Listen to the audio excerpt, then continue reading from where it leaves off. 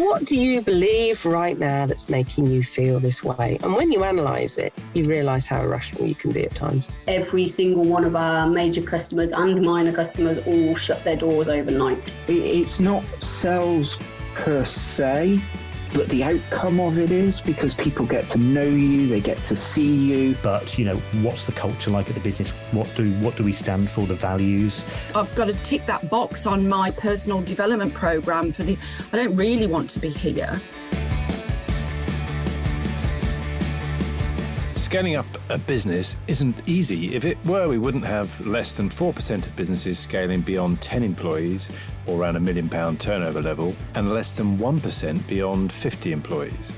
But the contribution that we make as owner-managers to our economies is immense and should never be underestimated, yet it can be a tough gig for all of us at times. And only other business owners truly understand the challenges that we face. And through ScaleUp Radio, we aim to help make things a little easier. We interview guests who have been where you are now and may have faced some of the challenges that you are facing. And they offer their thoughts and advice on what has worked for them, as well as what didn't. And we've also combined many of the lessons from these interviews, and also through working with hundreds of owner managers over the last 10 years or so, into a practical scale-up handbook that we've called the Entrepreneurial Scale-Up System, or ESUS. And it's for owner managers like you and me as we navigate our own scale-up journey. And you can order a copy through your favourite online book retailer, or by going to all the W's, esusgroup.co.uk, www.esusgroup.co.uk.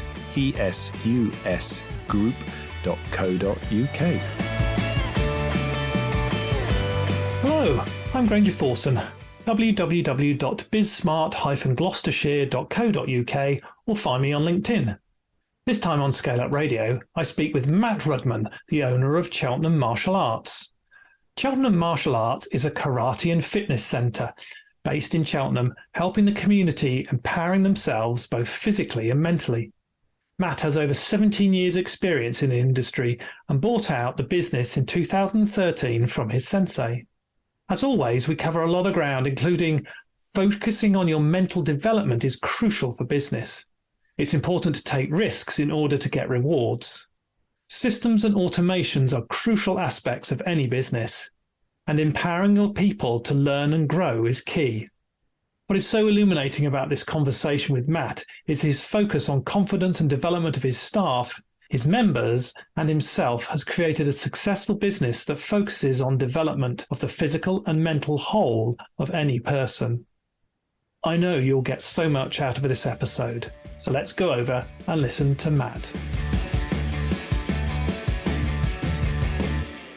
Hello, Matt Rudman, and welcome to ScaleUp Radio podcast. Please introduce yourself and your business to us. I'm Matt Rudman, and I am from Cheltenham Martial Arts and Fitness Kickboxing, which is a martial arts and personal development wellbeing studio, fitness studio based on Winchcombe Street in Cheltenham. Brilliant. So, martial arts, take us through why martial arts and the business. Who are your customers? Yeah, sure. So, I first got involved in martial arts about 40 years ago. I know I don't look it, but it was 40 years ago. So I was aged 8. My mother took me along. I did judo for about 3 years. Unfortunately, we moved away and I couldn't find, just at that time, another judo place. Tried some other stuff as I was, growing up, basically, and then came back as an adult and got involved in I was looking to get fit, basically. I just wanted to get fit and joined a kickboxing centre over in Gloucester with my still instructor, Stephen Thompson, from Kicks Martial Arts. And then I just got more into karate and just grew from there. And then basically, I think 17 years ago, there was an opportunity for me to do full-time instructing, and Stephen had just opened up a new centre based in Gloucester, and I was offered a job. So I quit my day job as an electrical engineer, and I was ready to move on. That was my trade then, sat in an office. It just wasn't for me, basically. So did that, and then he kindly helped invest for me to come over to Cheltenham in 2007. So I was the manager or head instructor. We launched out just above HMV on Cheltenham High Street, and then it was doing really well. And I had the opportunity then to buy that out as my own about 2013. So that's what I did. I rebranded as Cheltenham Martial Arts. And we've had another move since then. We've moved to the location where we are about 5 years ago. And our main focus point has always been personal development. That was one of the things that my instructors, really pushed me towards. So I started listening to more things like Tony Robbins and anything to do with mindset, personal development. So that was key for us. And around about the same time, that's when I launched out like the fitness kickboxing classes, and spent a lot of time over in the States researching, the best practices for fitness group classes, because we were getting a lot of people, adults say, that come in. It was great for the children. We were on a great children's program for martial arts, but a lot of adults wanted to come in and get fit, a little bit like myself, but didn't really want to wear the martial arts uniform and go for the grading. So we started looking into the fitness kickboxing around about 2013, same time I rebranded. And yeah, we've just really gone on from there. And I've refined the classes, right down. So we have 2 floors at our location. We got on the lower ground floor, we got a lovely reception area. We're very much about people coming together as a community. So I like the traditions of old martial arts, where the school was at the center of that community, and there is almost like a hub point. So we're very much about that, and helping people of kind of all walks of life that maybe wouldn't have considered martial arts. As I said, most of it, we focus a lot on personal development and personal growth, and one of our things we work on is empowering people so they can make a transformation and have their continual growth. So we have the fitness kickboxing, then downstairs in the studio, and then upstairs we run our martial arts classes for the age specific. So the children are all around 8. The classes are with children of the same age, and they can really develop, whatever stage of development they're at. So in a nutshell, we start from age 3 for martial arts, right through up to adults. So I think the oldest we got is probably pushing 60. I think in the fitness kickboxing, we do have a couple of 60-year-olds, and as young as we start from about 11, 12. It depends on the person, but for the fitness kickboxing, 20 up to around 60. So a nice broad range. That class is designed so anyone can get started, and doesn't matter their fitness level. You can jump in at any point and go at your own pace. So yeah, there was a lot of research put into that one, basically. Yeah, sounds like that in terms of thing. So how many instructors, how many in the business to help run it? What sort of size are you?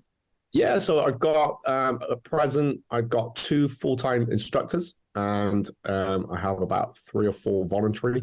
My wife helps me from time to time. She has a martial arts background, as she's a wellbeing, so she's running her business a little bit out of there. So that's how we've been able to bring the wellbeing element into the studio as well. So it's kind of hitting a lot of areas at the moment, which is fantastic. Yeah. And in terms of administration and the rest of the business, is that just you, or do you have other members? Yeah, so obviously I'll outsource things like bookkeeping. So that's outsourced to Cheltenham tax accountants. They're absolutely fantastic. So, and then my mum will help out with a couple of things. And then it's just really, because it's such like how the business was first developed, was it should be ran as a 3-person team. The only difference where I've evolved is that I've now got 2 floors. So it's like having 2 businesses in one, but it's still one business basically. So we kind of spread those tasks out, and a lot of stuff I really just at the moment as well working on systems and automation, and then we can then focus a bit more on the actual human element when it comes to our clients and members and students, as we call them. Brilliant. So I'm not in the martial arts world, though I did do judo when I was a young boy. But take us through, what's the marketplace like? Are there lots of studios? Is it a competitive marketplace? Give us it goes up and down really. So there's a few in the area now. I feel there's a lot more full-time martial arts centers, whether it be for fitness or, that a bit of both. From when I first started, bringing something that is, a model that's worked over in America into the UK was incredibly difficult because I was being encouraged on maybe that way, not so much that way of thinking, but, that market, which is, we got different cultural things with us in the States. But a friend of mine said there's a lot to be learned from both sides. So really, I was trying to harness that, then put it into a UK market locally, and that's worked really well. But in terms of the competition, I suppose I try not to look at it too much because a couple of them are good friends anyway. So there's one school I really admire the guy, and his wife had a run in it. So I just try and get on with what I'm doing basically, and focus on that. And if I see something I like, I think, okay, this is really good. I like to be different. I don't want to be too much the same, which is why we focus so much originally on personal development. And with martial arts, I guess you kind of get courtesy, discipline. You should do courtesy, discipline, respect, depending on what type of martial arts school it perhaps is, or the people that they want to attract in. So I feel that's always been a unique selling point of ours. And again, with the fitness kickboxing, that hadn't been done at the time, before. So there's quite a science behind that class, I guess. So so they're out there, and like I said, I don't want to focus on it too much because I want to really just think, well, we're doing this. Even we have I started a podcast myself about 5 years ago, and it's now a different one with my wife. So we really, for me, everything's about evolving forward, and martial arts that's what it means to me. It's about continual growth and change, and being able to evolve. As society changes and pandemics happen, unfortunately, it's still there. It's still a sore point. Yes, yeah, very much so. Let's explore the personal development a bit more then, in terms of your specialism. So you mentioned Tony Robbins. I'm a fan of Tony Robbins, and I've done one of his online events as well, and I did that before I even started my business because you could see that was so important in terms of doing that. So how do you blend kickboxing and martial arts with personal development? That's really interesting. Yeah, it was easy when we were just focused on martial arts. I got to admit, we brought a fitness class in. It was a little bit different. So I went from Mr. Rudman upstairs to Matt downstairs. It was almost this is about over 10 years ago now, so I'm used to it. But in terms, let's say with a martial arts, so I guess how I would structure a class, it's going to be different for those age ranges. That's the first thing. So obviously for the younger kids, there's a lot of play and learn, and understanding that there's certain things they're not ready to do yet physically because their bodies are still developing. And in terms of self-defense, we don't need to do hardcore self-defense with a young child because it's different. When I was growing up, it was out and about, and unfortunately not nice things always happened. But for now, I think as a parent myself, like we kind of, the children are probably in more of clubs and indoors or out in the garden or out with parents. As you don't see as many going out on their bikes setting fire to stuff, put it that way. So we focus on where they're at. And then, let's say on an evening, we'll start with the younger children. So it's like we're all joyful, playful, and then we mature as we go throughout the evening. I find what works for me is get people moving. Motion leads to emotion.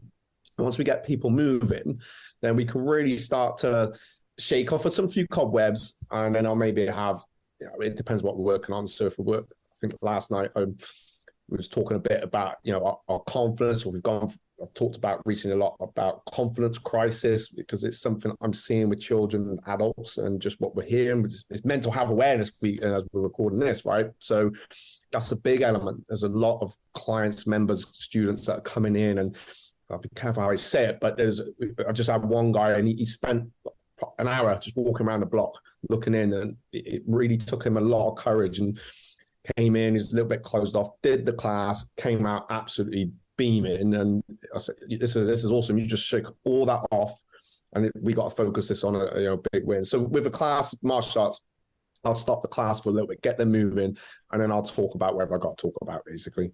Is around personal growth or mindset, and it could be well-being thing, get them training again. So it's a bit like that. It's a time for them to catch their breath back, have maybe sometimes a little bit of a philosophical lesson. I think that's one of the ones we did as well last night, and then get training again, basically. And I think going back when I first come over to Cheltenham teaching, I knew the power of it, and I guess that became not only our unique selling point, but one of the things I knew I was really gifted at, just from the comments. And when you hear an adult that's a mum of 4 children, and she just lost her way a little bit, and came back to me one day, something you said in class, I've gone back to university, I'm studying psychology, and I know now she's got that as her own practice. So this is going back a good 10, 12 years, and it's just so nice to see when it's great when it's children, it's great equally as much when it's adults. And then with the fitness, I think because of the way we interact with our members and our clients, I'm really encouraged, them to make new friends. I feel that starts to come out in a little bit of a different way. And then a lot will transition for the adults fitness kit. A lot start to think, can I just give it a go upstairs? Yeah, come on up. And then, again, with the stuff we just got around with the podcast, that you're kind of catching these little snippets and areas everywhere. So I feel that makes a big difference. So it's a tricky one, but then when you get in the flow, it's so easy. It's so easy to do. Yeah. Yes. No. And it's interesting in terms of the link between motion equals emotion, and they're there practicing a routine, and actually routines are very good structural things to help the brain slow down and think and remove even some of the activity of toxins in the brain, and that the whole activity in terms of doing stuff. So yeah, I can really see how that bring together. I'm a passionate person about Japan. I love the Far East, and I've been in continuous improvement world for a long part of my life for doing lean, hence the books behind me. I'm interested in terms of then the connections with the Far East. How did that sort of, and the martial arts, why does that, why does it come from there and develop that? I wonder what your thoughts are. I think my thoughts on it is, I guess this is what my instructor said. So it was really just monks copying what animals did. Obviously monks then had to protect the monasteries. I feel that's really where it's evolved from, and it's just progressed out, spread out there. So you obviously got Chinese martial arts, and me being karate, my kung fu friends call me the enemy. So I got some great stories. I've had some great opportunities to meet so many wonderful martial artists from all over the world. Stories just popped in my head. But yeah, so I feel that it's evolved from there. And when you research it a bit more, and in fact, interesting, now this has come up. So that I'm remembering a time I was in New York. I met up with I was at a business summit for martial arts, and a couple of us got together. There's people I didn't even know, and guys said, we're just going to go and check out this martial arts place. Do you want to come over? So yeah, okay, let's go. So about 12 of us went, and I'm thinking, where the hell am I going? And I went down in some basement, and there's all scratches on the ceiling of the basement. It was a Chinese martial artist, lovely guy. We sat down, and I think someone recorded a podcast, and we all talked about what we all felt martial arts was, and it came back. It's about improving ourselves. It's been pretty much what I said. I think that's really stuck with me because it resonated, and said, yeah, that's what we do, isn't it? So we kind of had this big discussion about what it meant to us, and coming from all these different backgrounds from, I think there's maybe one or two other English guys, and the rest were, spread out across the States. And obviously then we had the two Chinese martial artists. So we were trying to, luckily someone spoke their language, which is cool. But it was interesting to hear how it was about community and growth and continual improvement, continued development. And it was warming, because I think one of the hardest things I had starting out as an instructor was people seeing it as violence. I think cage fighting was just, or MMA was really hitting off about then. So which is great because I really respect how that training is. But that's really not what I'm doing. It's something. They are almost different things. It's different entities. So I know that the program we put in, even when I've gone and done the school talks, it's wowed people because of how we can get, especially in today's age, we're competing against with particularly with children, digital time and screen time, and we kind of allow it because we know that our children are going to probably want it and they're going to need it because that's the way the world has evolved anyway. But it's for them to find within themselves. So just little things for me, it might be how I get a child, the younger children, to stand. So if they're stood up straight, we used to call it just discipline stance, and there's nothing said. But how I've evolved it, I've even changed that. It'd be shouting out discipline, sir, respect, sir. And the more children are shouting these things out, and confidence and self-belief, yourself, it's a massive affirmation. I've kind of adjusted that a little bit. So now I say, I'm respected. When they bow, I give respect. I'm confident and I am strong.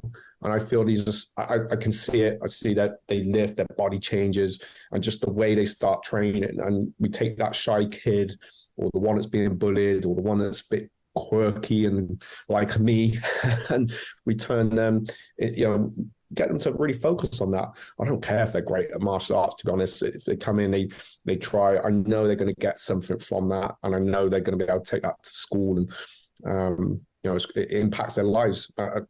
Another great story was a young man.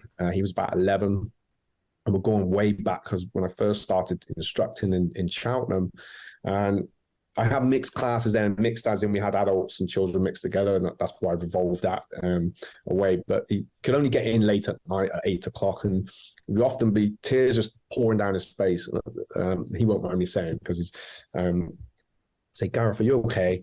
Yeah. I say, I want to get out. Just stay there a little bit longer. Anyway, he got past that. He'd been getting a little bit bullied at school. Then we started talking about goal setting. So there's another thing we talk quite heavily about, not just about getting a black belt, because I want to instill that belief at the beginning that, this is possible. This is possible for you to get there, and we're going to show you that progression. But I really want children to think about what is it you want to do, and if they don't know, that's okay. But they start to think more. So Gareth set a goal. He wanted to get an Oscar, basically, in class, and he shouted this out and getting an Oscar.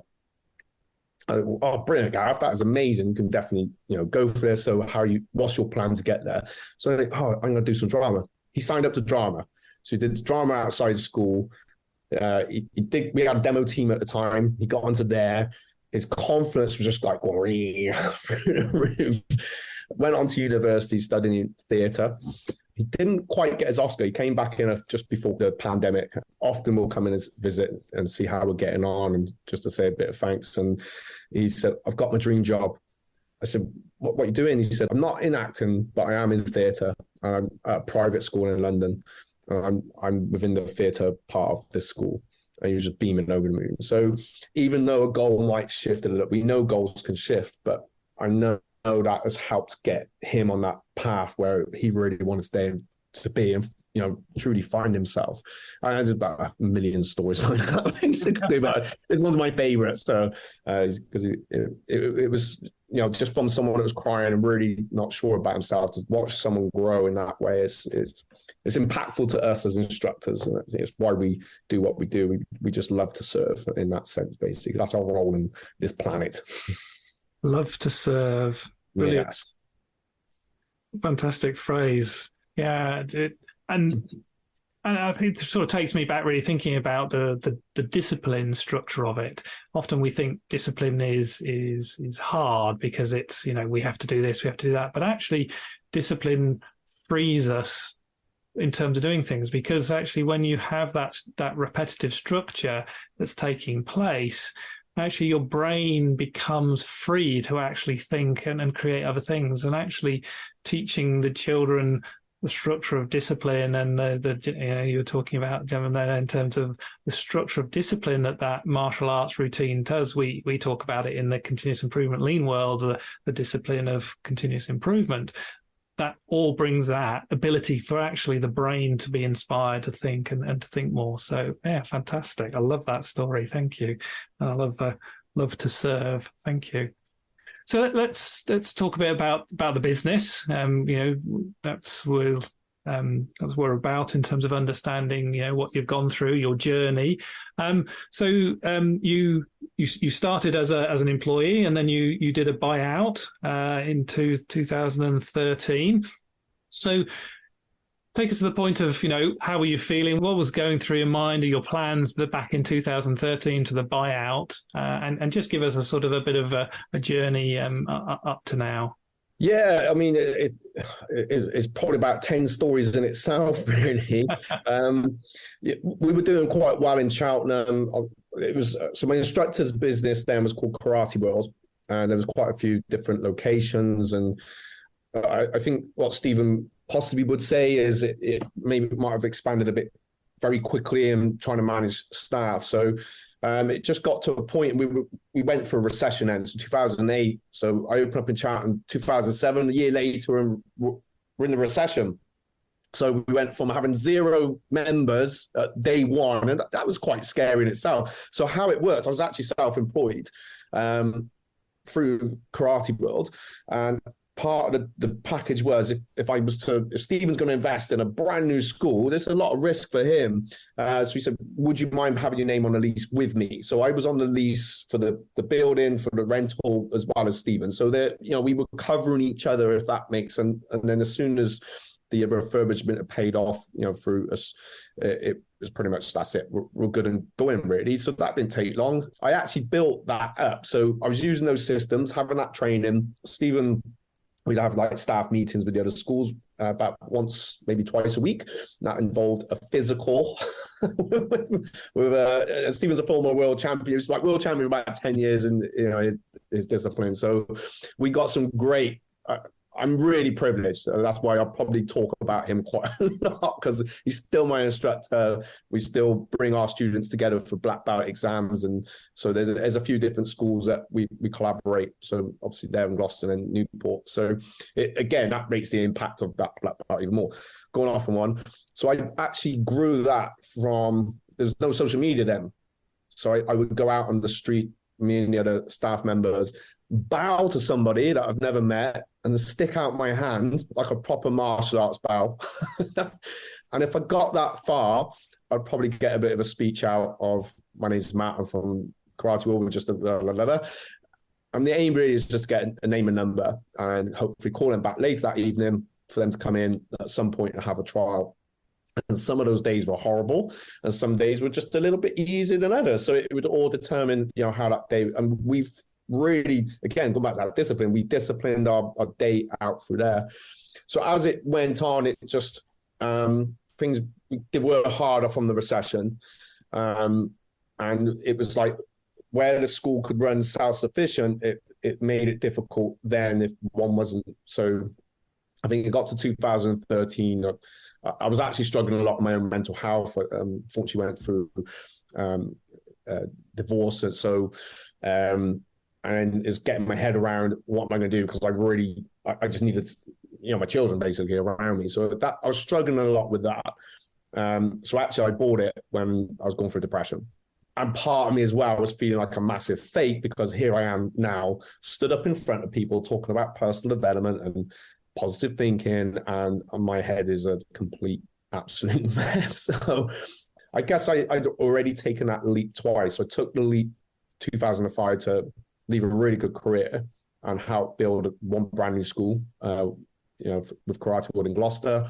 And then again, just as it, that got to a good place, it was like these little pay cuts. I got it, but it was like taking that risk, which I knew would then move forward to actually do it again. So yeah, 2013, I thought, we had a conversation, me and Stephen, about where things were going. And he said, you had mentioned about buying it. Are you still interested?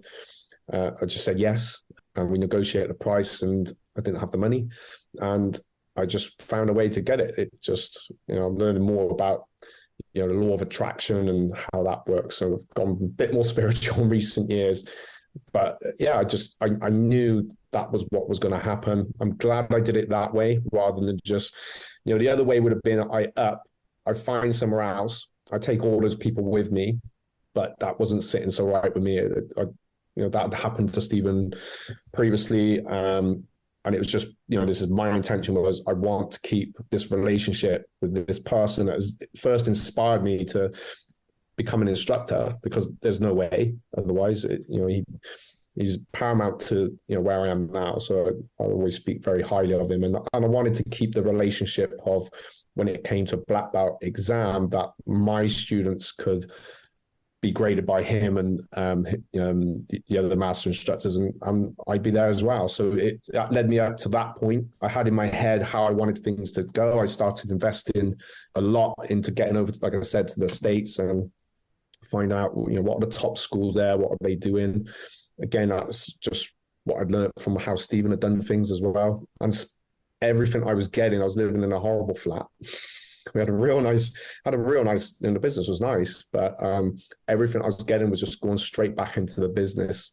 And whilst dealing with, the depression and anxiety. And it was like everything was tightening up, and I was then slowly coming out of that and then just implementing as much as I could. And I started looking for, help with that. So that helped a lot, because on the days where my head was all over the place, there was someone there that was kind of looking after it. So it was really getting, the balance just right. And then I had this vision of how I wanted the academy to be. Like I said, we got this massive seating area. It's all about social for me. It's about people coming together and in a safe environment where they can, again, if they've been through mental health, or if they've people come from abuse and all sorts of things, where they can come and feel comfortable and safe and train. I had this vision of how the academy was going to look for about 5 years. And in April 2018, we finally opened that, where we are now, basically. Awesome. So one of the important parts of businesses, as you talked about, is finding new clients, and you talk about serving the community is important for you. So you talked about initially pounding the streets and finding people through bowing and talking to people. How do you do it today? What methods do you? Yeah, not that. Not that. That is hard. So next time you see a charity worker, I know it's a pain in the bum when you're on a lunch break and you're trying to get past and get onto stuff, and they say some weird stuff. I know that. I think we've got to respect what they do, because that is tough. That's tough. Anyway, what I do now, most of the marketing that we got several things. Like leaflets never really worked for us, because that's a lot of work, a lot of effort. It's great if you can outsource it. So, but I focus mostly is Facebook. Obviously, we have people refer us, because if we're doing a great job, people are going to talk about us. So I just have to play a patient game with it. So if someone's showing some sort of interest, then we have an email marketing campaign, birthday parties for kids. We do the best parties in town. It's good value. It's 190. So I'm going to put a sales picture. It's 197. You get 20 kids, and they get to an hour and a half. So I know it's great value, because you probably get about 5 kids doing something. So it means they can bring most of their class in, and the team do a fantastic job. So that is one method. Haven't done a school talk in a while, but I do offer a free school talk service, focus on personal development or anti-bullying qualities of a champion, and that's been quite good for us in the past, or just a referral campaign, really. So, but yeah, Facebook works pretty well. Well, it used to work even more well when they first started doing the paid adverts. So I had to really hone that skill. It's funny with business, because you're good at this one thing, and then suddenly, no, you need to learn this now. What? I didn't pay attention in marketing. Oh, we didn't do that at school. Never mind. Yes, marketing is a very important skill. Yeah. It's funny, I start to enjoy it. I really enjoy it. So I'd say to the team that we got to do this stuff. Just have fun doing it. Let's have fun and talk about why we got here and everything else. So yeah. And then the other important aspect for business is cash. So how do you keep an eye on cash? Yeah, so because we see ourselves as an academy, so like pay as you go will not work. it might work for the smaller,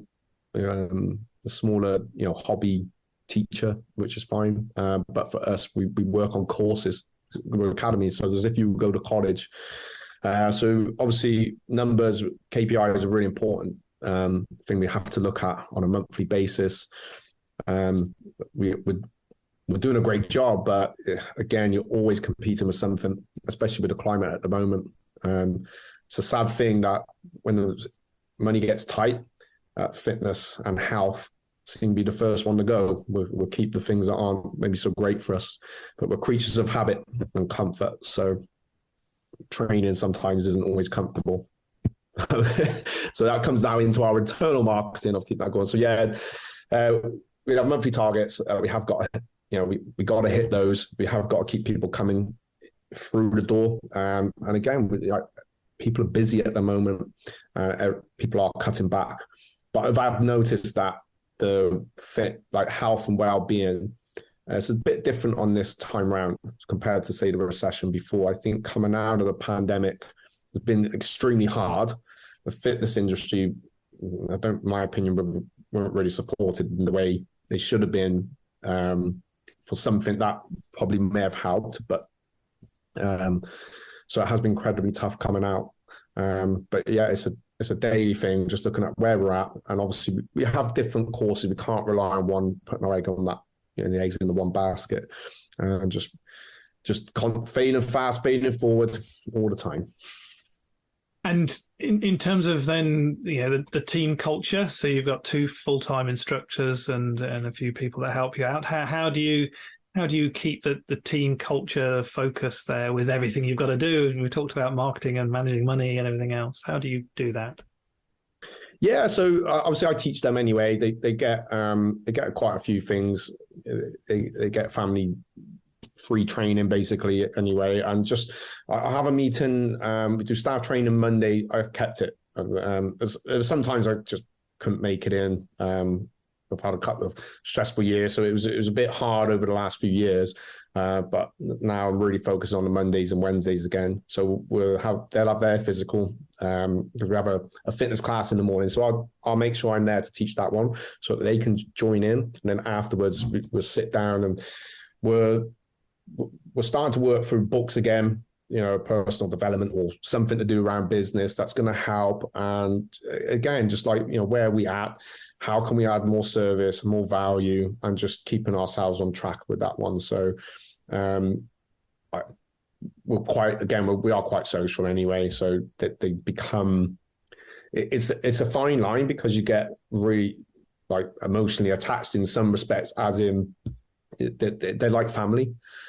So that can be a positive, and sometimes it can be a bit of a negative when you got to have a bit of a difficult conversation sometimes. So the team culture is that they really have embraced it. They really embrace, what we're doing. And I'm real proud of my team, to be quite honest, that it's, even though they're employed, they often treat it like it's their own business as well, because they're so passionate, so caring for the people that are coming through the doors. Sometimes I've got to say, you just be careful.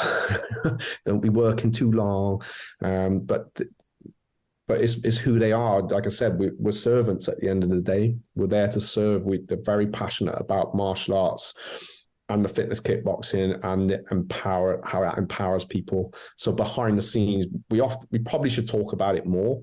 I know one of my staff yesterday was talking about, it was someone that was real struggling with mental health, and was saying, we were kind of discussing something that happened, and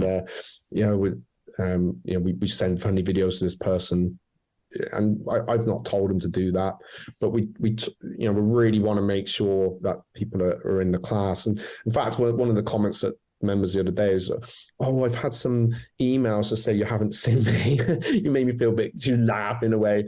And then another lady said, yeah, do you know what? I was doing some training somewhere else, doing something different, but I finished up, and I didn't hear from anyone. I said, it's nice because you contact me when I'm not there.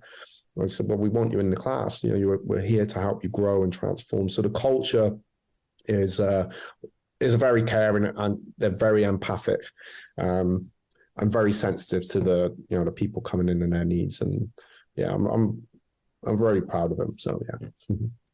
Well, that's brilliant. I mean, and you know, the focus you've just given, I use an expression, grow people, you know, that came from my lean world, but, you know, the fact that you do the training, you lead them through training, you're encouraging them to read books, you're discussing those books, that underlying principle of growing people creates a massively successful culture, because, you know, that's the bedrock of everything, where most companies seem to forget that because they're so focused on the numbers. So yeah.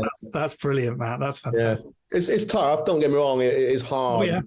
You know, I've come and go because it is an incredibly difficult job, and from the outside it can look like fun teaching, and it is. It's a lot of fun, but unfortunately, you know, there's so much going on behind the scenes that unfortunately sometimes people I need to take a step back, Matt, and yeah, no worries. And my philosophy is this: even I've encouraged them. I like encouraging them to do different courses as well, just on their own education, because. What if something changes in life, or you know, they need to move on into a different working environment? So for me, it's important, and I openly say, some people will talk to me, some won't, but I will openly say, like, if your goal, what are you?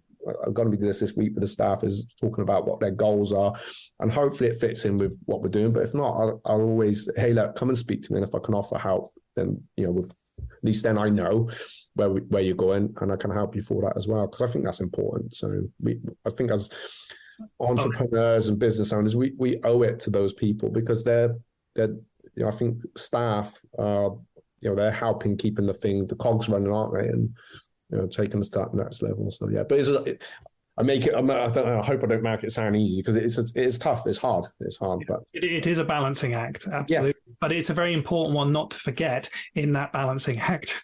Yeah, because that's what creates the growth of the business, is the growth in your people. Because we ourselves as entrepreneurs are where we are because we've grown, we've had that opportunity. So actually the people around us can grow with us, then the business will become more successful. And you've demonstrated that brilliantly. Thank you so much, Matt. All right. So final big question. So if we're to meet in 5 years' time and we're looking back over the last 5 years, what's happened both professionally and personally for you to say those 5 years have been successful? So where I'm going now is I am scaling back, a real scale back to scale back up. Which fits in well with the podcast.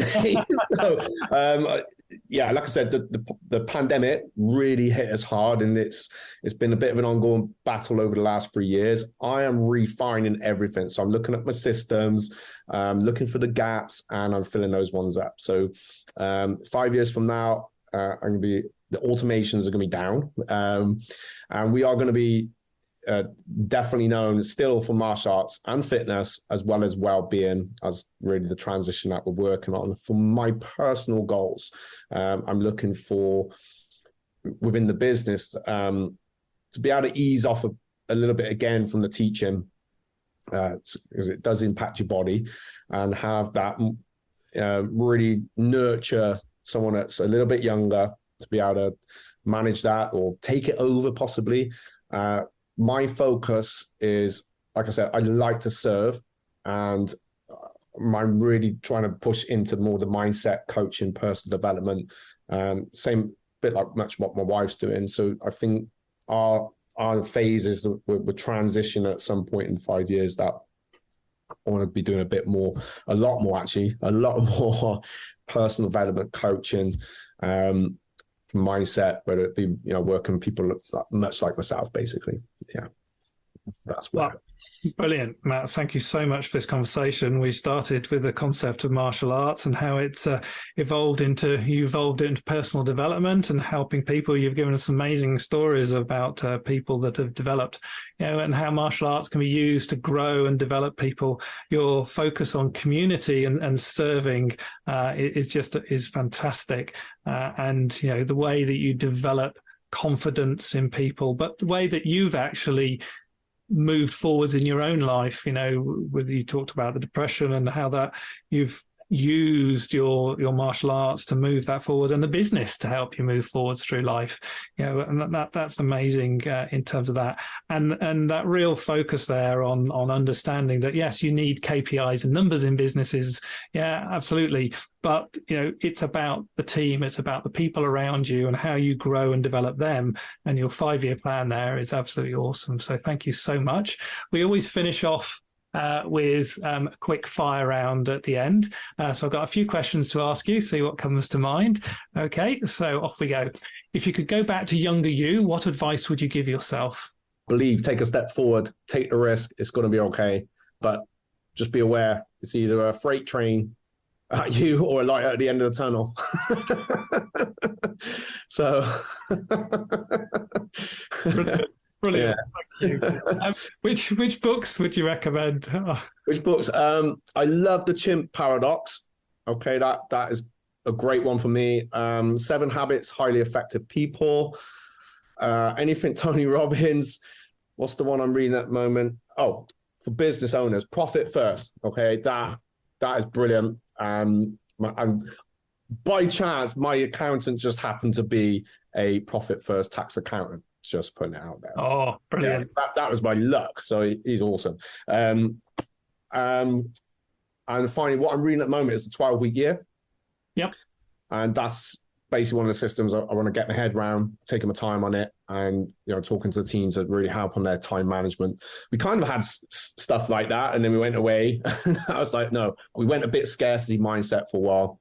Sometimes you go in and out of it, so let's get back to that abundant mindset. I implemented 12-week year in my corporate job. So, did you? Yes. Yeah, and one of the reasons I bought the Bismarck franchise is they have an equivalent called Smart 90. So, because it does work. So, totally agree. Profit First, brilliant book. So much. Yeah. And if you like The Chimp Paradox, he's written a further one called Path Through the Jungle. I've just finished that one, and I'm buying a physical copy to actually practice the routines he talks about in it. So, also Pumpkin Plan there, Granger. Sorry, I haven't read the one you just said. Pumpkin Plan. They're all coming up. Grant Cardone is pretty cool. I met him as well. That was awesome. So I got to shout out. I think we could talk all day about books. I know. 2 hours later. This could be frantically writing these down. This could be the book show of which one you've read and I've read, really. So we better move on and finish this off. So podcasts. Which podcast would you recommend? Oh, there's this awesome one guy called Mindset Explosion by a guy called Matt Rudman. And there's another one he does with his wife called the Inner Power Podcast. So the Inner Power Podcast is a bit more.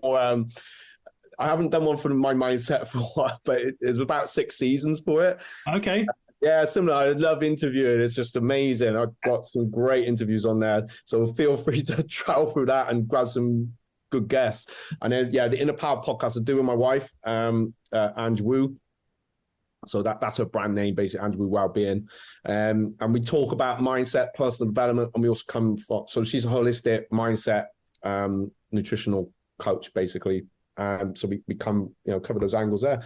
So I'm only going to recommend that. But however, I will, aside from that, Gary Vee's pretty cool sometimes. But again, I like Tony Robbins. So yeah. Brilliant.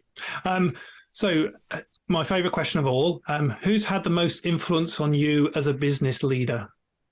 Yeah, I've already mentioned it. So I would say my instructor, Stephen Thompson from Kicks Martial Arts, because without him initially believing in me, I don't know. I hate to think, because I was really struggling in the environment I was at. So he's really influenced me a lot. I've had other mentors, along the way. Like Robin Waite over in Stroud, Rob Moore, a bit more prolific around the UK, I guess, and a few in the States. But no, Stephen's the one, because that's really changed my whole mindset, the way of thinking, everything. He's really, he should be up there as if a Tony Robbins for what he's done for me and a lot of people. Awesome. And finally, how can people get a hold of you, Matt? Yeah, we are based at 50 Winchcombe Street in Cheltenham, so just opposite Holy Cow, or next door to the escape rooms. Easy to find, and just on our website, either cheltenhammartialarts.co.uk or martialartscheltenham.co.uk. That's the Facebook that you can. We've got 2 pages on. We're on pretty much every social media platform. So just Cheltenham Martial Arts. Even put my name in or something, and it will come up. So easy to find. And if you haven't seen me on Facebook yet, you soon will. Awesome. Well, Matt, thank you so much for this conversation today. It's been fantastic. No, thank you. I much appreciate it. Thank you. I hope you enjoyed that discussion, and if you're building and scaling your own business, you might well be interested in our book, The Entrepreneurial Scale-Up System. And it's exactly what it says on the tin. It's a practical handbook around scaling a business in a structured way. And you can order a copy on all your favorite online retailers, including an audio version, or you can find it and other supporting resources on our website, www.esusgroup.co.uk. That's esusgroup.co.uk, which is esusgroup.co.uk.